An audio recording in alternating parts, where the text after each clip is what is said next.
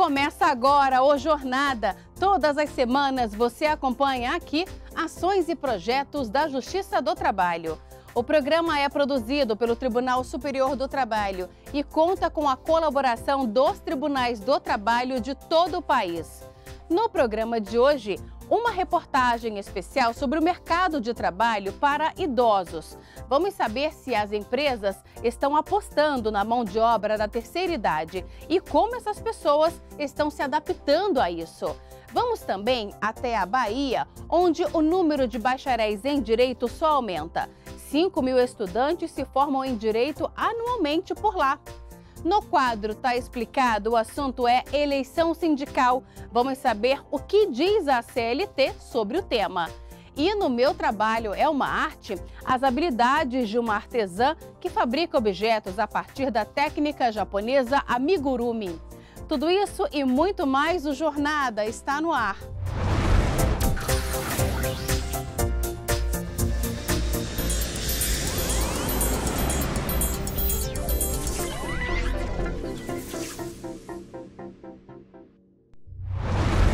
O brasileiro está vivendo mais. Com isso, o número de idosos no país tem aumentado a cada ano.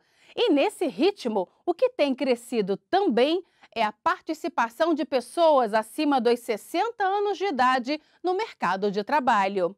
E como será que esses trabalhadores mais experientes estão se adaptando aos novos empregos? E as empresas estão dispostas a investir na mão de obra da terceira idade? É o que a gente vai saber na reportagem especial de hoje. Olha só! 30 milhões de idosos. Esse é o número de brasileiros hoje com mais de 60 anos de idade. E olhando para o futuro, essa soma pode ser ainda maior. A expectativa para 2060, segundo o IBGE, é que o percentual de idosos seja superior ao de crianças e adolescentes. Mas como será que a população da terceira idade está lidando com o envelhecimento? Para muitas pessoas, ter mais anos de vida não significa apenas uma conquista, mas também um desafio.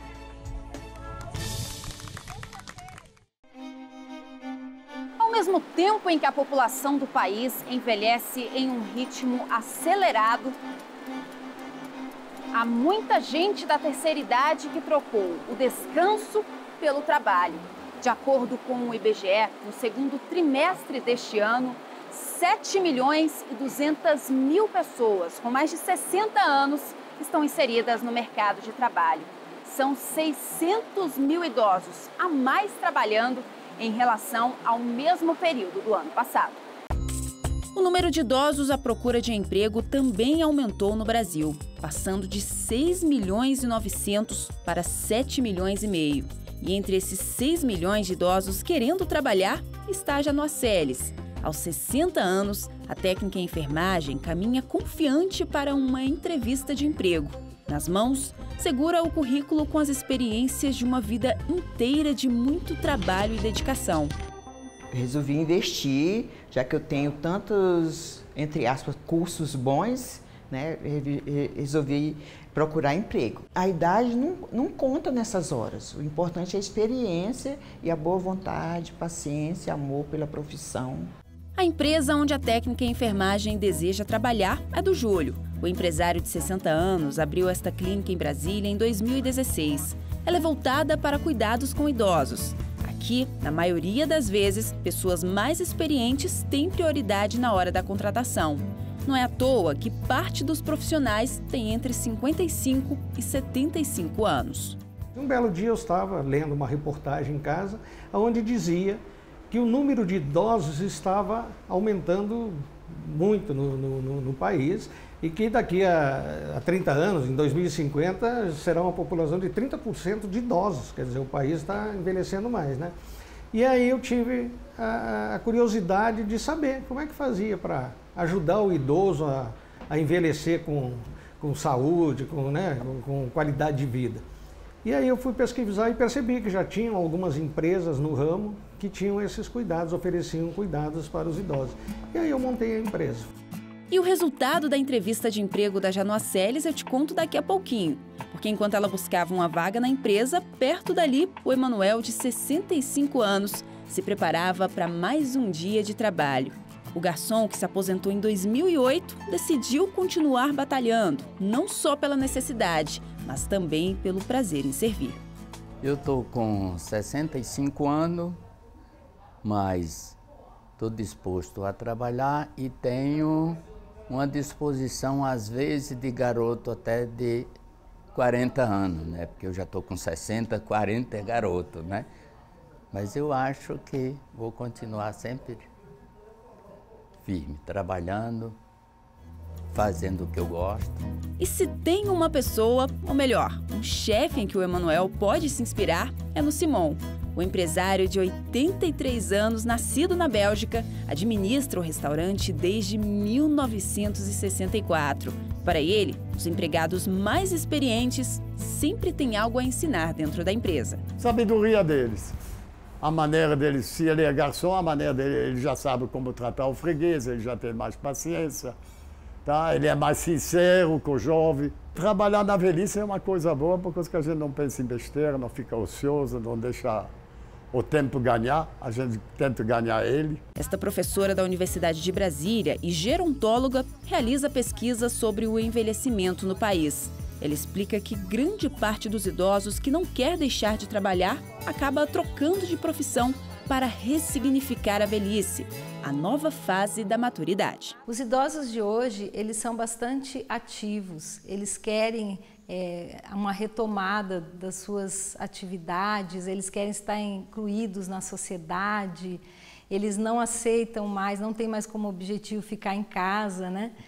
Então, após a aposentadoria, o afastamento do mercado de trabalho, eles querem fazer uma retomada, descobrir novos talentos, desenvolver novas atividades, estar no seio da família. Então, basicamente isso, eles querem ter uma vida normal como eles tinham na fase adulta jovem. O IBGE aponta que ao longo do tempo a expectativa de vida do brasileiro só vem aumentando. E segundo a gerontóloga, com esses anos a mais que os idosos estão ganhando, muitos aproveitam para construir planos de vida. Antigamente, as pessoas faziam muitos planos para os filhos, para os netos, né? Quero ver meu filho se formar, quero ver meus netos casarem, enfim. Hoje não, ela está fazendo planos de vida para ela. Eu quero viajar, eu quero conhecer novos locais, eu quero desenvolver novas atividades, eu quero voltar ao mercado de trabalho, eu quero criar uma empresa, eu quero participar de um startup, eu quero ter uma estruturação diferente. E nesse sentido, elas querem aproveitar ao máximo os anos que ganharam, né, com a longevidade. E isso é permitido graças aos avanços que a gente teve, tanto na medicina quanto em outras áreas, que permitem a pessoa a ter saúde suficiente para poder viver e usufruir dessa fase. Uma nova fase que o Ney já está experimentando antecipadamente. O assistente administrativo ficou desempregado por mais de 5 anos. E apesar de não ter chegado ainda à casa dos 60, agradece ter sido contratado por essa corretora de seguros aos 53 anos de idade. Para ele, esse é o momento de aprender e se qualificar ainda mais. Eu tinha certeza que em algum momento as portas iriam se abrir, né? Eu tenho uma chefe que tem idade de ser minha filha, né? Eu tenho pessoas aqui que poderiam até ser meus netos. E eu, na verdade, assim, uma troca de experiência muito boa, que assim, é um ambiente de muito respeito, né? E muito bem descontraído mesmo, assim. E no final eu acabo também absorvendo um pouco dessa juventude, né, que eles me passam. 90% da nossa equipe são de pessoas jovens, né? Então, quando tem essas pessoas, mas as pessoas da terceira idade que vêm com toda essa bagagem, né, mostrando para as pessoas mais novas, de 18, 19 anos, onde é o primeiro emprego, né? Então, as pessoas elas conseguem se espelhar, elas conseguem inspirar os outros, né? Então, isso para nós, como empresa, é um crescimento enorme. E é vendo exemplos como o do Simon, do Emanuel e de muitos outros trabalhadores da terceira idade, a gente percebe que o envelhecimento nunca foi e nunca vai ser sinônimo de limitação ou improdutividade. Muito pelo contrário, existe vida e oportunidades para quem está trilhando essa nova fase. o mercado de trabalho ele ainda absorve pouco essas pessoas. Então, existem algumas iniciativas, algumas empresas, que é exemplo do que está acontecendo no restante do mundo, principalmente nos países desenvolvidos, vem buscando esse aporte, essa mão de obra, essa estruturação que é dada pelas pessoas na maturidade. Então, a experiência dessas pessoas vem sendo aliadas à vitalidade do jovem, e isso tem dado excelentes resultados. Ah, e lembra da Janoceles, a técnica em enfermagem de 60 anos que mostramos no início da reportagem? Pois é, depois de fazer a entrevista de emprego e passar por todo o processo seletivo, ela foi contratada e vai trabalhar como cuidadora de idosos.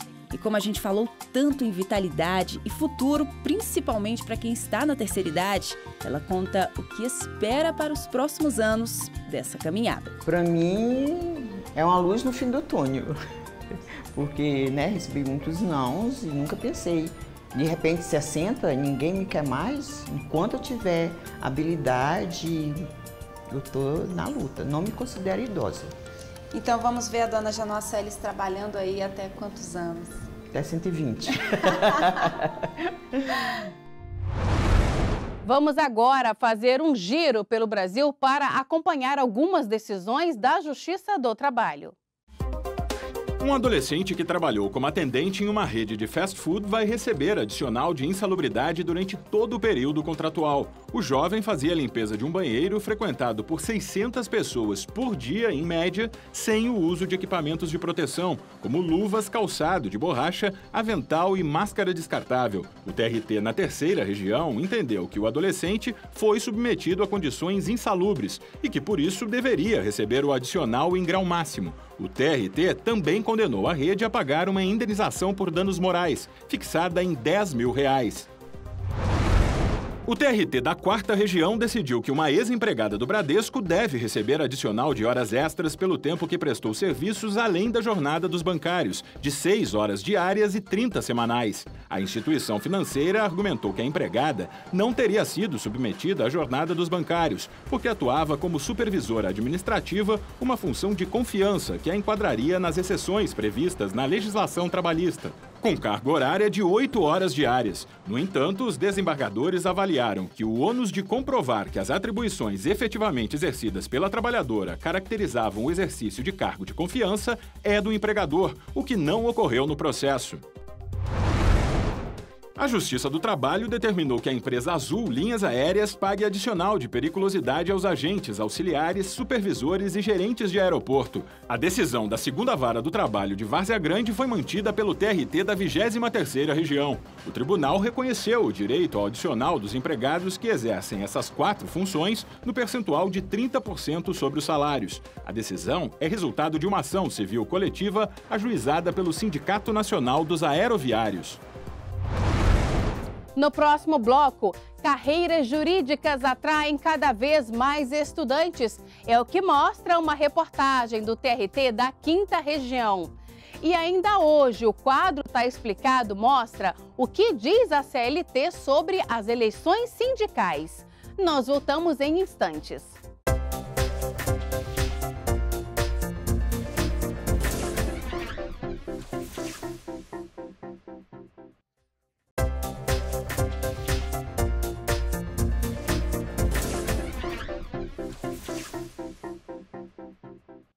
Vamos saber mais sobre a atuação da Justiça do Trabalho? Chegou a hora do JT em Ação. Por meio do programa TRT Solidário, o Tribunal Regional do Trabalho no Piauí realiza ações anuais para arrecadação de fraldas descartáveis, que são destinadas a 2 entidades voluntárias que atendem crianças com mielomeningocele e hidrocefalia em Teresina. Este ano, mais de 8.500 fraldas foram entregues durante a campanha. As 2 associações promovem ações de arrecadação de alimentos, medicações, equipamentos hospitalares, como cadeiras de rodas e fraldas descartáveis. Por meio de esquetes teatrais, poesia, dança, vídeos e paródias musicais, alunos das escolas de Vila Velha que participam do projeto Trabalho, Justiça e Cidadania do TRT da 17ª Região se apresentaram no Teatro Municipal de Vila Velha. Entre os temas abordados, destacaram-se o trabalho infantil e a violência contra a mulher. O programa do tribunal tem o objetivo de transmitir valores como liberdade e cidadania, além de aproximar o judiciário trabalhista dos cidadãos. O Tribunal Regional do Trabalho da 8ª Região inaugurou em Parauapebas, na região sudeste do Pará, mais uma unidade do Centro Judiciário de Métodos Consensuais de Solução de Disputas, CEJUSC, durante a 13ª Semana Nacional da Conciliação, promovida pelo Conselho Nacional de Justiça. Só no primeiro dia de funcionamento, o CEJUSC Parauapebas já alcançou o índice de conciliação de 75%. O centro funciona no Fórum Trabalhista do município, com a participação de 4 varas do trabalho. As carreiras jurídicas atraem a atenção de muita gente e o curso de Direito é um dos mais procurados pelos estudantes no Brasil. Só na Bahia, cerca de 5.000 bacharéis são formados por ano. Confira na reportagem do TRT da 5ª Região. Seja por estabilidade, remuneração ou sonho, a carreira jurídica tem se mostrado um ramo repleto de segmentos. A descoberta, ainda dentro do meio acadêmico, revela a diversidade da profissão. A gente vai aprendendo coisas que a gente não imaginava que fazia parte do curso, mas vai abrindo sua cabeça para o universo, porque o mundo jurídico ele é muito amplo. São diversas carreiras dentro de um universo. Bárbara pretende vivenciar um pouco de cada área. Tenho muita dúvida em relação ao ramo que eu vou seguir. Inclusive, eu pretendo estagiar, se possível, em mais de uma área, justamente para me decidir, porque eu sou indecisa nessa questão. No Brasil, foram quase 860 mil novos alunos inscritos no curso de Direito em 2016. Desses, quase 108 mil graduados, o que torna o curso um dos mais procurados e também mais concorridos. E na Bahia, este número também é alto. Quase 5.000 bacharéis são formados anualmente através de 52 instituições de ensino superior. Tanta busca por essa profissão leva a diferentes caminhos. O direito ele é multidisciplinar, ele é muito dinâmico. Nós temos várias opções. Ele pode seguir a carreira de advogado ou um concurso público, professor, consultor. Nós temos várias opções. Irã Furtado decidiu seguir o sonho da carreira acadêmica. Eu acho que eu nasci professor. Eu sempre tive desejo de ser professor desde que eu aprendi a ler. Eu gosto de ensinar e gosto de ensinar tudo. Qualquer coisa que eu aprendo, eu gosto de ensinar. Segundo ele, a atualização contínua faz parte do sucesso profissional. Quem busca a carreira faz um mestrado, faz um doutorado, faz pesquisa, vai para uma universidade pública ou até uma faculdade privada. Ele pode ter uma vida financeira boa, estável e sobretudo, se ele tem prazer naquilo que está fazendo, a vida financeira fica realmente em segundo plano. Luana seguiu a carreira jurídica empresarial, que é outro ramo do direito que está em alta. O dia a dia de uma corporação, do funcionamento de uma empresa, é de estabelecimento de diversas relações jurídicas. Você firma um contrato, você contrata empregados, você lida com prestadores de serviço, você lida com diversos órgãos de fiscalização, com o governo. Então, assim, as diversas relações jurídicas elas são estabelecidas e você precisa de um advogado ou de assessoria jurídica para tentar equilibrar, para fazer com que essas relações elas se estabeleçam de forma equilibrada.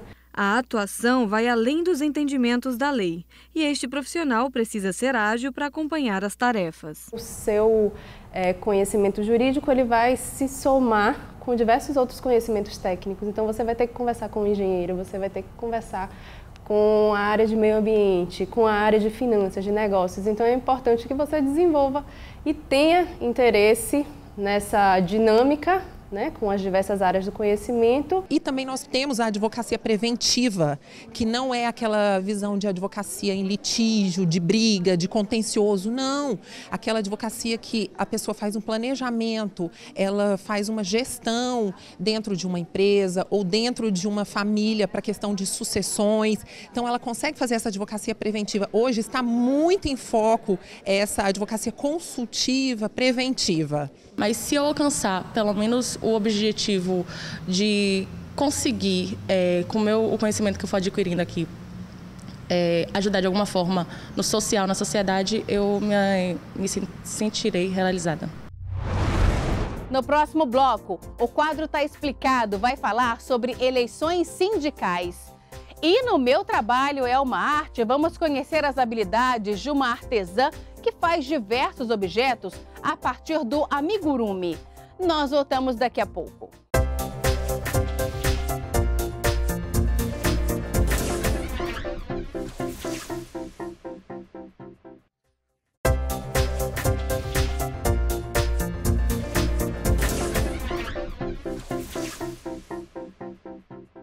O artigo 529 da Consolidação das Leis do Trabalho estabelece algumas condições que dizem respeito às eleições sindicais.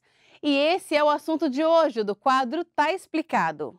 As normas previstas na CLT são fundamentais para a garantia dos direitos trabalhistas.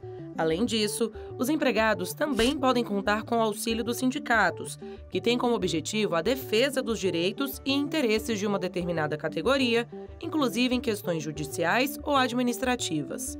Por isso, a escolha daqueles que serão os legítimos representantes sindicais de uma classe trabalhadora merece bastante atenção.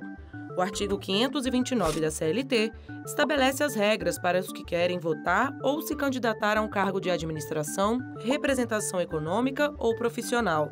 A primeira delas é que o associado precisa ter mais de 6 meses de inscrição no quadro social e mais de 2 anos de exercício da atividade ou da profissão. Além disso, a norma prevê que o profissional tenha mais de 18 anos e que ele esteja usufruindo dos direitos sindicais. O artigo seguinte estabelece que não podem ser eleitos para cargos administrativos ou de representação econômica e profissional, nem permanecer no exercício desses cargos, aqueles que lesaram o patrimônio de qualquer entidade sindical, não estiverem no gozo dos direitos políticos, não tiverem definitivamente aprovadas as contas de exercício em cargos de administração, entre outros tópicos. Nas eleições para cargos de diretoria e do Conselho Fiscal, serão considerados eleitos os candidatos que obtiverem maioria absoluta de votos em relação ao total dos associados eleitores. E atenção! Os associados de uma determinada categoria são obrigados a votar nas eleições sindicais. Uma técnica japonesa para criar pequenos objetos decorativos feitos de tricô ou crochê. Eu estou falando do amigurumi. Vamos conhecer uma artesã que fabrica bonecos, bolsas, peças de vestuário, utilitários domésticos e tapetes a partir dessa técnica. É o que você confere no quadro Meu Trabalho é uma Arte. Acompanhe!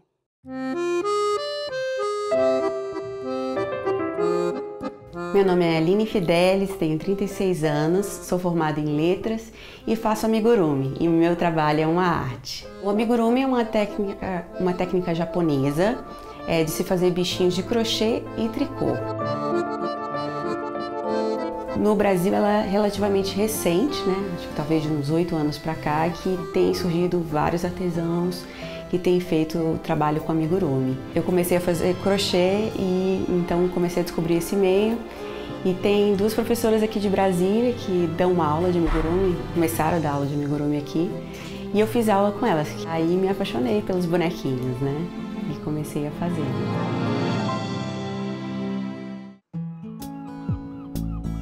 O primeiro material é a linha. Normalmente a gente usa a linha de crochê.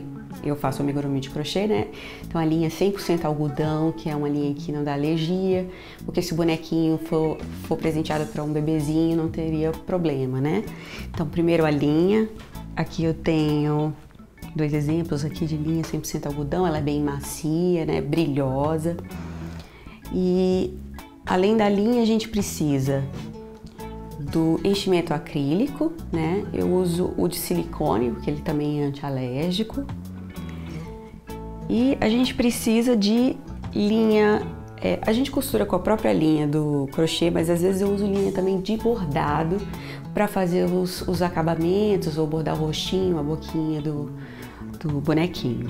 Consigo produzir até 10 por semana, produtos mais simples, Agora os mais detalhados aí a gente tem normalmente no máximo 5 que a gente conseguiria, Quem gosta de arte, quem é envolvido com isso, sabe o prazer que a gente tem de criar algo, Então poder criar os bonequinhos e poder fazer um trabalho artístico é muito prazeroso.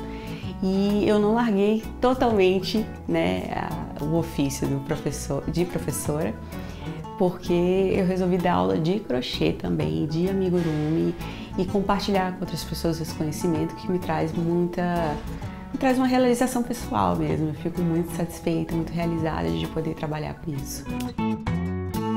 Uma das coisas que eu mais gostei de fazer, e essa foi uma criação minha, foi esse chaveirinho. É uma coisa pequenininha, mas super fofa, do Yoda, do Star Wars. Um trabalho que eu amei também foi fazer um unicórnio bolinha, todo colorido. E aí tem tanta coisa bonita. Eu também já fiz uma almofada gigante de pera, com um rostinho toda bonitinha, que chamava Penélope. E eu dei para minha amiga de presente, pro ateliê dela, que é de flores. Então tem muitos trabalhos assim que eu gostei, assim, que foram especiais. Eu participo de feiras também aqui da cidade, para expor, para as pessoas conhecerem, para ter aquela interação com o público, né? Já participei de algumas lojas colaborativas. No momento estou expondo mais no ateliê.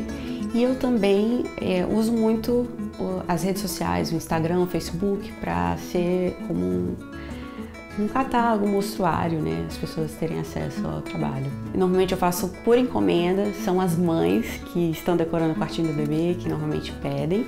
Mas também tem muitos adultos que pedem decorativo. Por exemplo, uma amiga minha mandou a foto do cachorrinho dela e pediu para eu fazer um cachorrinho parecido. Aí tem gente que gosta da Mulher Maravilha, pede para fazer uma Mulher Maravilha. Então, assim, é mais por encomenda, as pessoas procuram bastante, sim. Ele não é só um trabalho meramente confeccionado para virar um enfeite ou um brinquedo. Ele é um trabalho feito com muito amor, com cuidado, com paixão. Então, quando a gente faz um amigurumi desse, a gente está colocando ali um pouquinho do nosso coração e desejando que a pessoa seja impactada positivamente, que aquilo traga alegria para ela, que ela se sinta, que esse afeto chegue a ela, né? Então, normalmente as crianças adoram, né, de primeira, mas a gente tem essa intenção que eu acho que faz parte do trabalho artesanal. Parece que vai um pouquinho do coração do artista no trabalho, né?